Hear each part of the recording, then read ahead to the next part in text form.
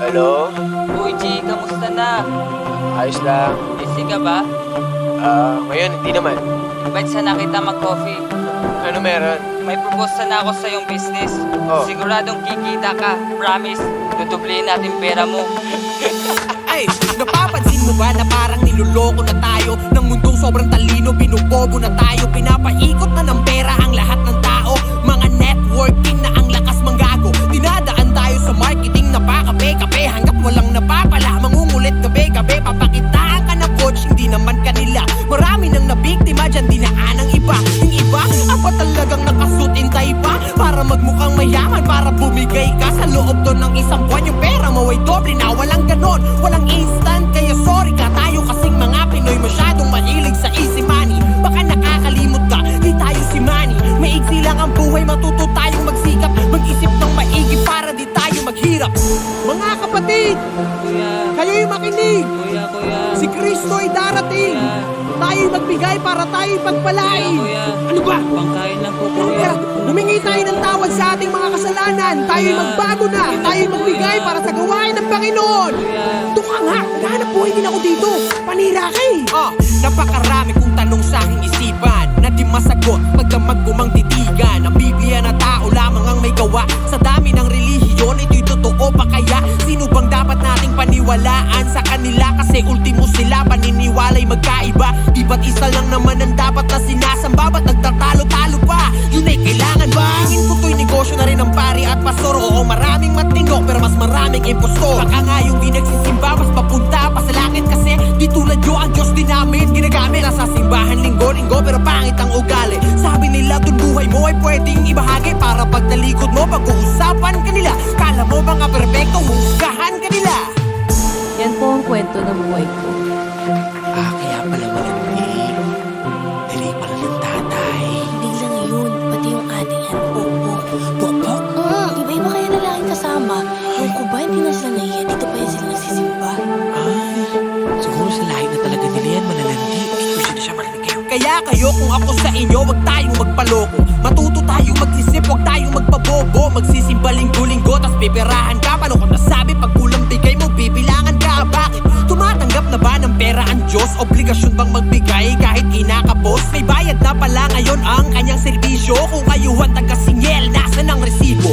Tax-free ang simbahan kaya ang yaman nyo na. Punong-puno na ng abuloy ang laman ng bulsa. Di pwedeng kusang loob, kailangan may porsyento. Kesyo pang patayo raw ng simbahan konkreto. Inaalam pa nila kung magkano ka sumahod. Ang iyong sinasahod sa kanila umaanod. Buhay pa tayo pero para na tayong nakalibeng. Sa wakas Panginoon may anak ka na pong nagising. Huwag naman sana natin pagkakitaan ng Diyos. Manampalataya na lang tayo sa kanyang bagkos. Yan lang naman ang gusto niyang maramdaman mula sa atin. At siya nang bahala sa ating mga suliranin. Mga may kasalanan sa atin ang patawarin. Kung mabuti ang loob mo, ikaw ay pagpapalain. At ang lahat ng narinig mo ay aking opinyon. At alam kong magkakaiba tayo pagdating doon.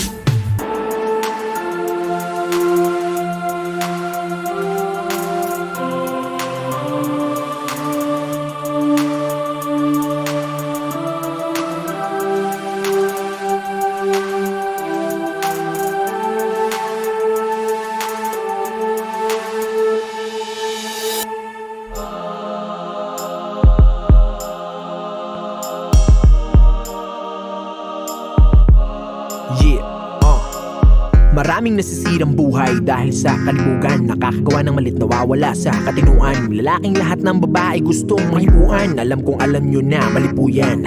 Mag-aaral na madalas pa sa inuman kaysa sa paaralan nakalakpintuan mula ng hintuan. Mga batang babae na pag nasa inuman at nahipuan tas nalibugan lahat nakakalimutan.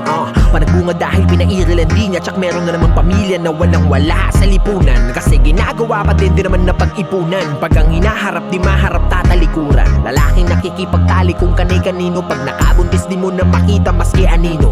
Ang obligasyon sa bata ay kakalimutan. Kawawang sanggol nakaranas agad ng kapikuan. Di ko naman nais na pakalaman ng buhay mo. Napansin ko lang kasi na ang haba na ng sungay mo. Nagkakanda rama sa pagkayod, nanay at tatay mo. Anong tingin mo sa kanila sa bahay nyo? Alalay mo? Puro damo, bato.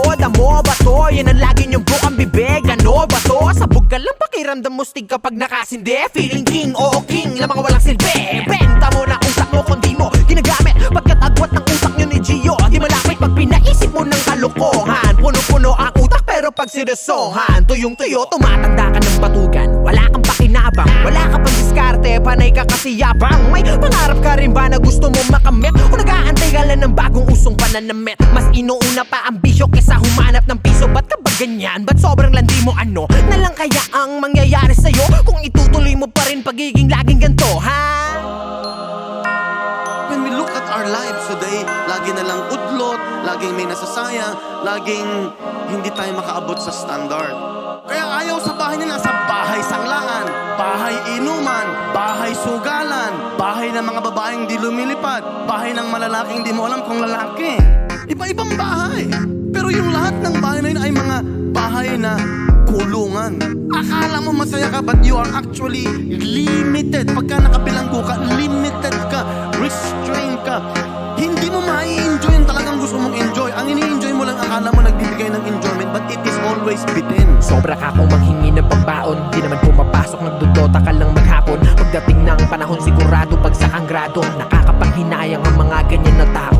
Sa namakmak ang pagkakataong nasayang. Nung napahiga, di na nakabangon sa kamang merong bedsheet ng kamalasan. Niyapos-yapos, nilaway-lawayan ng una ng katamaran. Nagkanda baon ka na nakaraan taon. Kakaadik hanggang ngayon, ano sanay ka na ng ganon? Habang buhay ka na lang bang magpapaalipin sa kahirapan ng haba na listahan sa tindahan para sa pangangailangan? 3,000 piso para sa paboritong bisyo. Pagkiyang nat aburido, shabu doon, shabu rito. Mga sir, paalala lang di na uso ang lagay. Huwag niyong sisihin si Duterte kapag kami namatay. Malalaswang galawan ng mga pasok sa Big Brother. Tipong kakakilala lang sila na kagad 3 days after dibat. Yan ang natututunan nyo kakapanood. Inuunang pagandahin ng labas kaysa panloob. Para may pangwalwal na nakawan pati magulang. Anak, ba't ka ba ganyan? Saan ba kami nagkulang? Wala ka lang pake kasi bingi ka na.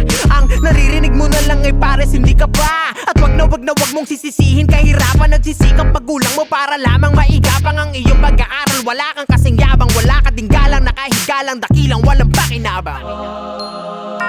Sa pamilya, yung mga anak mga anak na matitigas ang ulo, yung mga anak na naglalayas, wala siyang proteksyon ng kanyang mga magulang. Gusto magsarili, ayun, imbis na mag-aral, hindi nakapag-aral. Si mga magulang niya, pinag-aaral siya, ayaw niya, ayun, nag-standby. Yung ibang mga kapatid, nakatapos na siya, standby pa rin. Uuwi yan ng bahay after many problemas. Either may tama na, o nalagpasan na siya ng pagkakataong mag-aral pa at makaabante sa buhay.